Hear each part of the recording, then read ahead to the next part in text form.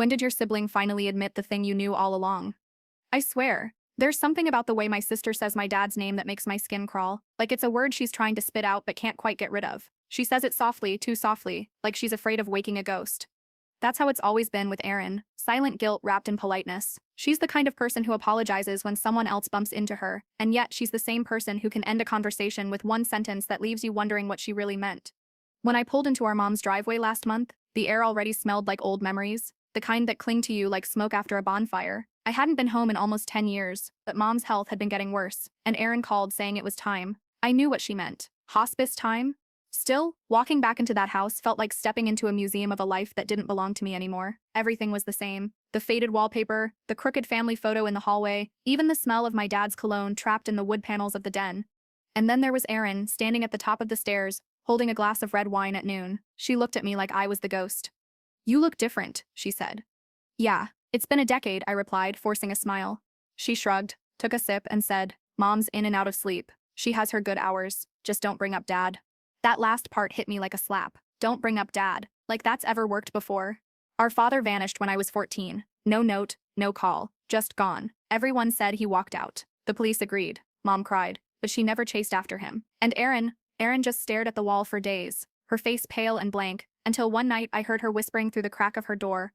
"I didn't mean to," she'd said.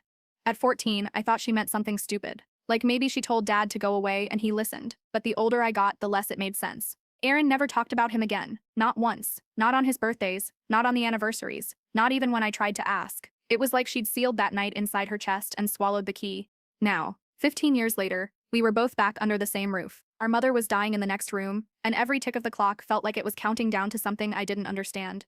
That night, I couldn't sleep. I kept hearing the sound of the wind scraping the trees outside, the same sound that used to lull me to sleep as a kid. Around midnight, I got up for water. That's when I heard Mom talking in her sleep. Her voice was low, raspy, like she was whispering through pain. "Erin, don't tell her. She doesn't need to know." I froze in the hallway.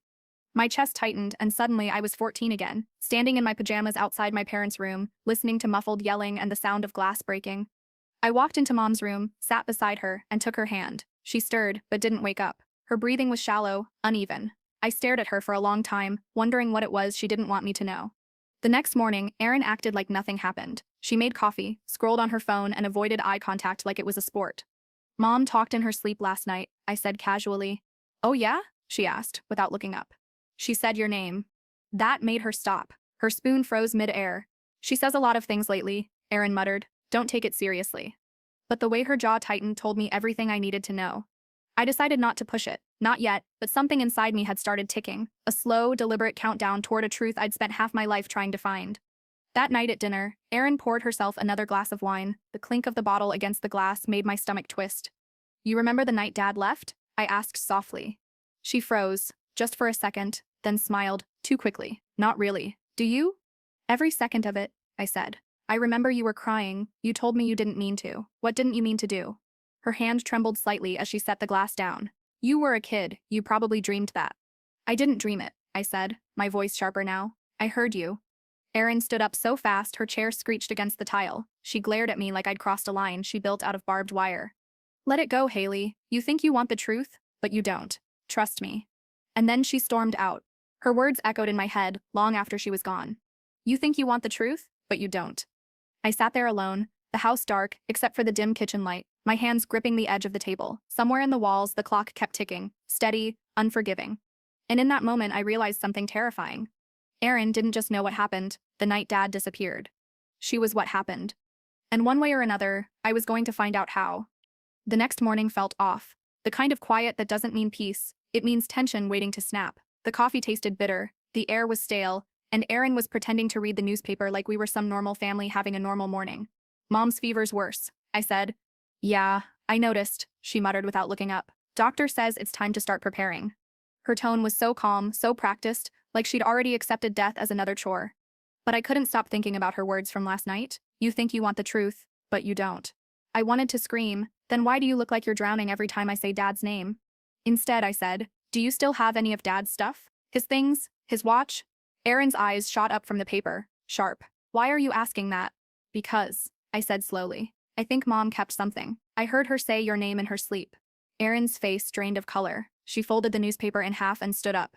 She's confused, Haley. Don't dig into things that should stay buried. Buried. That word hit me like a slap. I just want to understand. Understand what? She snapped. That he wasn't the saint you made him out to be? That he left because he couldn't handle this family? Her voice cracked on family, and she looked away, blinking hard. It was the first time in 15 years I saw her look afraid. I didn't answer. I just walked away, heart pounding, and climbed the creaky attic stairs. The attic was dusty and cold, filled with boxes labeled in Mom's neat handwriting: Christmas, school years, Dad's office. I sat cross-legged on the floor and opened the last one. Inside, old photos, a silver watch, and a crumpled letter that looked like it had been half burned. The smell of smoke still clung to it. I unfolded it gently, the paper fragile and browned at the edges. My dad's handwriting, neat, deliberate. Aaron, I forgive you. I just wish you'd told her the truth before it was too late. Love. Dad. My breath caught in my throat. Before it was too late? Told her the truth? My mind spun. The letter wasn't for Mom. It was for Aaron. And Dad forgave her for something she'd done before he disappeared. That was when I heard footsteps, slow, deliberate, coming up the stairs. I stuffed the letter into my pocket and pretended to be looking through a photo album.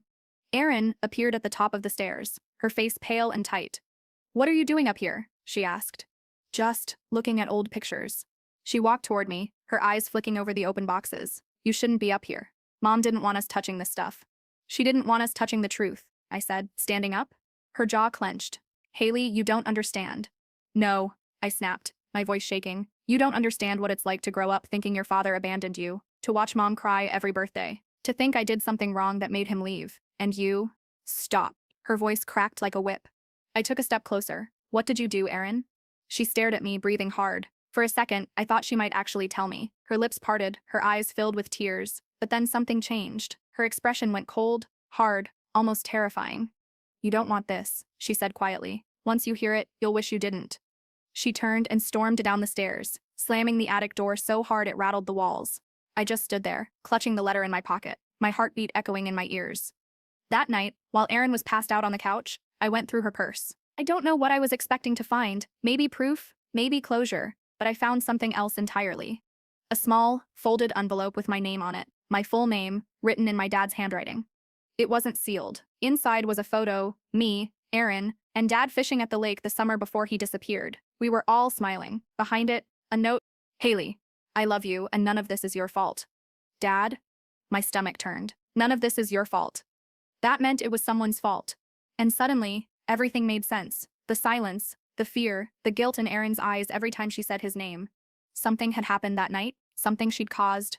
The next morning, I found her in the kitchen, staring out the window, pale and hungover.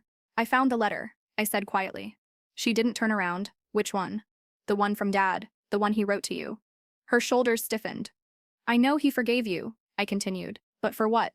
For a long time she didn't answer. Then, without turning around, she whispered, "For something that can't be undone." And when she finally looked at me, her eyes were full of tears, and a kind of terror I'd never seen before. Whatever she'd done, it hadn't just broken our family. It had ended it.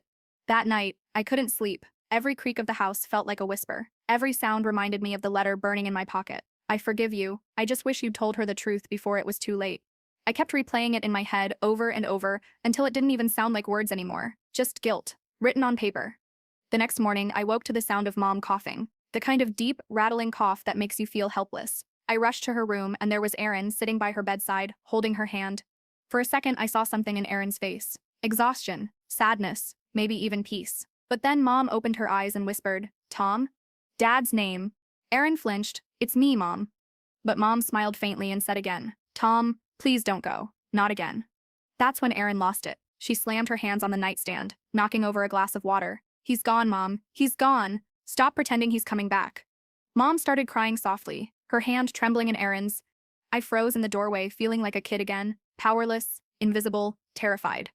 "Erin, stop," I said quietly. She turned to me, eyes red, voice shaking. "You don't get it, Haley. You never did. You spent your whole life believing he was some kind of victim, but he wasn't. He destroyed this family." "Then tell me why," I said, stepping closer. "Tell me what he did." Her jaw clenched, her breathing quickened. And then, like a dam breaking, she shouted, "He was cheating on Mom, okay? He was sleeping with a woman half his age while pretending we were this perfect, happy family." I just stood there, frozen. "He— what?" Erin's voice cracked. "I found out, I saw them together. In his car, I confronted him. But I didn't stop there. I thought I was protecting Mom. I wanted to ruin her, the woman he cheated with, but I ended up ruining him instead. The words came out like vomit. Fast, messy, desperate. I sent the photos to everyone. Her husband, his boss, Mom. I thought he deserved it, but he lost everything. His job, his friends, his name. A week later, they found his car by the lake. My stomach dropped. The lake. Aaron's eyes filled with tears. They said he drove in on accident, but it wasn't an accident.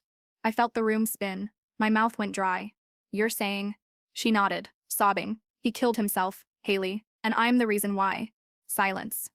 The kind that eats you alive. Mom was crying softly, her frail hands covering her face. I wanted to scream, to throw something, to make it untrue, but all I could do was stare at my sister, the girl I grew up with, the girl I defended all my life, and see a stranger. I whispered, "You found him, didn't you?" Erin looked up slowly. Her eyes were swollen, broken. I did. I was the one who found the car. I saw his face. I saw what I'd done. And Mom, she turned toward her, voice trembling. Mom helped me lie. We said he left us. We said he just walked away. I stumbled back, shaking. You lied to me for 15 years? Mom whispered weakly. We had to. The truth would have destroyed you both. I let out a bitter laugh that didn't sound like me. Destroyed us? Mom, it did. It's been destroying us for years. You just didn't have the guts to admit it. Erin stood up, crying, reaching for me. Haley, please. Don't, I said sharply. Don't touch me. I could feel every nerve in my body shaking. I looked at her, really looked at her, her trembling hands, the red around her eyes, the exhaustion carved into her face. She wasn't my big sister anymore. She was a ghost of herself. You killed him, I said quietly. Her lip quivered. I didn't mean to. But you did. You killed him, and then you made me hate him for it. The words hit her like a slap. For a moment, she looked like she might collapse. She whispered, I thought I was protecting us. No, I said coldly. You were protecting yourself. And before she could say anything else, I turned and walked out the door. As I stepped outside, the cold Colorado air hit my lungs like ice. The mountains in the distance looked dark, heavy, like they were holding the secret too. I got into my car, hands shaking, heart pounding, and looked back at the house. The same house where my family had died 15 years ago. I just didn't know it then. Now, I finally understood. My father didn't abandon us. He was driven to his death by the person I trusted most. I don't remember driving, just the blur of headlights, the hum of the tires, and the weight in my chest that made it hard to breathe. The truth was out now, raw, ugly, irreversible. My sister killed my dad. Not with a gun or a knife, but with shame, with the kind of fury that leaves no room for mercy. When I finally pulled over, I was at the lake. The lake, the one the cops had combed through 15 years ago. The one I used to dream about, where I'd imagine Dad standing on the shore, deciding whether to come home or not. Only now I knew he'd made his choice long before that night. The moonlight shimmered on the water, cold and endless. I sat there gripping the steering wheel until my knuckles turned white, whispering to no one, why didn't you just tell me? The next morning I went back. I had to face her. Both of them. When I walked inside, the house felt different, lighter somehow, but in the worst way, like the truth had sucked all the air out of it. Mom was in her bed, eyes closed, pale and weak. Erin was sitting beside her, eyes red, hair messy, the empty bottle of wine on the floor. You didn't come home last night? She said quietly. Yeah, I replied, my voice flat. Had to get away from the woman who confessed to killing our father? Her lips trembled. I didn't.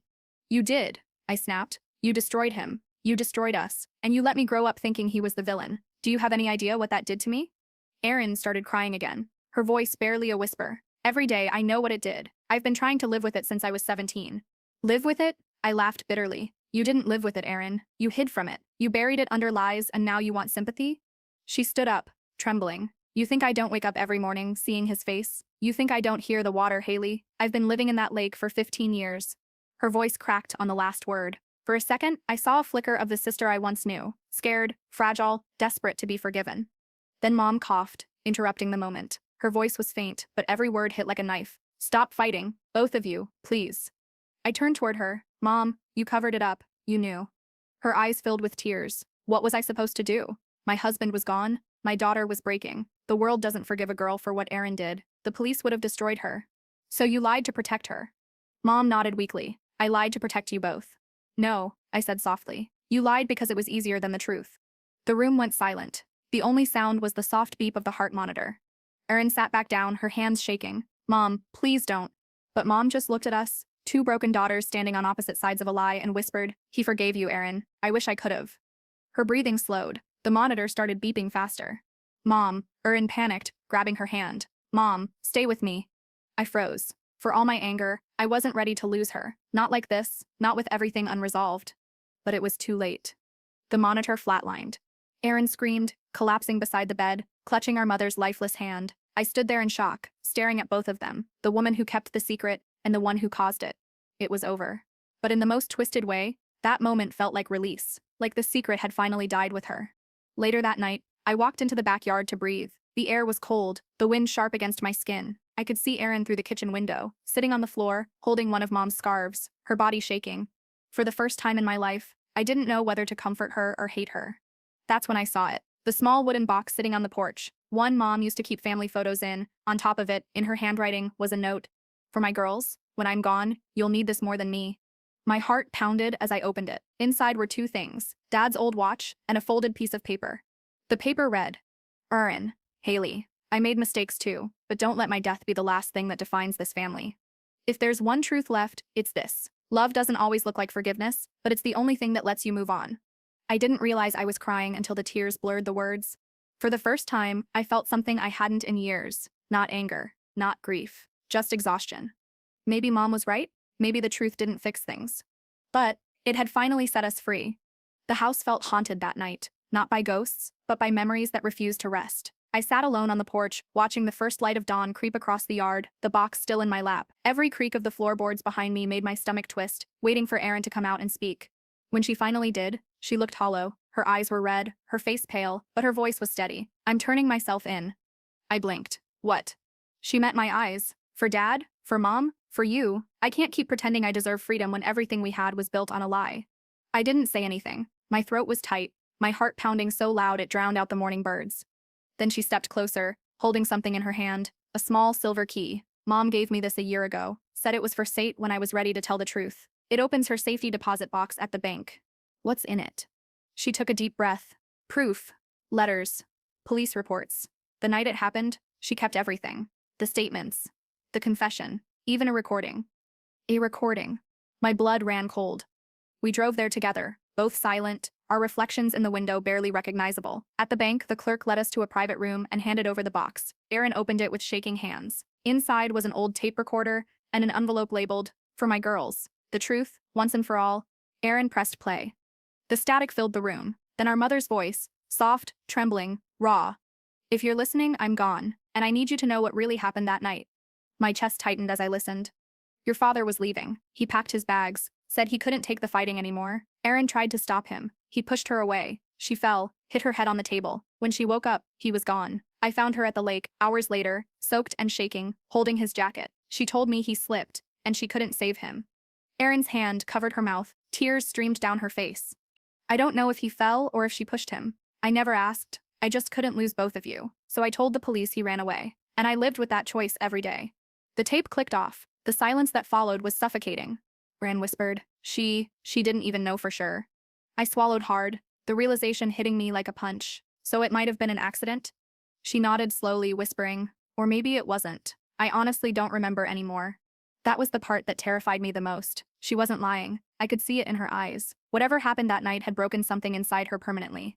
I leaned back, the air thick with shock and sorrow. So what do we do now? Erin's hands were trembling as she folded the note back into the box. We go to the police, together. It's time. As we walked out of the bank, a storm rolled in, thunder rumbling in the distance, wind whipping through the trees. It felt like the sky itself was finally ready to break, just like us. We drove to the station in silence. The rain started to fall halfway there, streaking the windshield like tears neither of us could stop. Inside the police station, everything smelled of old coffee and paper. Erin walked up to the front desk, her shoulders trembling but her voice clear. I need to report a crime. It happened 15 years ago. The officer looked up, confused. 15 years? Erin nodded. It's about my father. They took us into a private room, started asking questions, dates, names, details. Erin told them everything, piece by piece, as if peeling off layers of her own guilt. The more she spoke, the more I saw it. The strange peace settling into her expression, like she'd finally stopped running. When it was over, the officer said quietly, We'll reopen the case, but after all this time, it's complicated. Erin smiled faintly. So am I. They let her go home while they reviewed the evidence. As we walked outside, the rain had stopped. The air smelled clean, sharp, new. On the drive back, Erin turned to me and said, You don't have to forgive me. I know, I said, but maybe one day I will. She nodded, tears glistening in her eyes. That's enough for me. When I dropped her off, she hugged me, the kind of hug that feels like both an apology and a goodbye. That night, I sat by the lake again. The water was calm, reflecting the stars. For the first time, I didn't feel anger. I just felt release. I whispered into the night, "Dad, I hope you can see us now." And for a moment, just a moment, I could have sworn I heard his voice in the wind, not words, but a feeling. Peace. After 15 years of lies, the truth didn't destroy us. It finally set us free.